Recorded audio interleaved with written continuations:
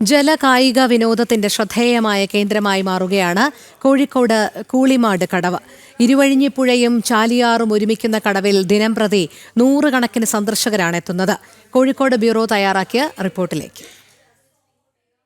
പുഴയുടെ തീരത്തെ ഗ്രാമീണ ഭംഗി ആസ്വദിക്കുന്നതിനും വഞ്ചിയിൽ കയറാനും തുഴയാനുമായി ദൂരസ്ഥലങ്ങളിൽ നിന്ന് പോലും നിരവധി പേരാണ് എത്തിച്ചേരുന്നത്. കയാക്കിംഗ്, ബോട്ട് റൈഡിംഗ് എന്നിവയ്ക്ക് വലിയ സാധ്യതയുള്ള സ്ഥലം കൂടിയാണ് Koolimad Kadavu. Kayaking, boat riding, rescue training എന്നിവയിൽ പരിശീലനം നേടാനുള്ള സൗകര്യവുമുണ്ട്.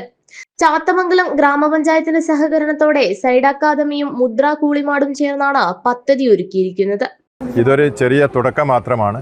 ഭാവിയിൽ വലിയ രൂപത്തിലുള്ള ഒരു ടൂറിസ്റ്റ് കേന്ദ്രമാക്കി മാറ്റുന്നതിന് കൂളിമാട് പ്രദേശം തയ്യാറാകും എന്നാണ് എനിക്ക് സൂചിപ്പിക്കാനുള്ളത്. ഇപ്പം ഇന്നത്തെ കാലഘട്ടത്തിന് വളരെ അത്യാവശ്യമായിട്ടുള്ള ഈ റെസ്ക്യൂ ട്രെയിനിങ് എന്നിപ്പോൾ അത് സർക്കാർ തന്നെ അതിന് പ്രാധാന്യം കൊടുത്തുകൊണ്ട് എല്ലാ മേഖലയിലും വിദ്യാഭ്യാസ മേഖലയിലുമൊക്കെ അത് നടപ്പിലാക്കുന്നതിന് വേണ്ടിയുള്ള ഒരു ഉത്തരവൊക്കെ വന്നിട്ടുണ്ട്. അതിൻ്റെ ഒരു തുടക്കമാണ് ഇന്ന് കുറിച്ചിട്ടുള്ളത്.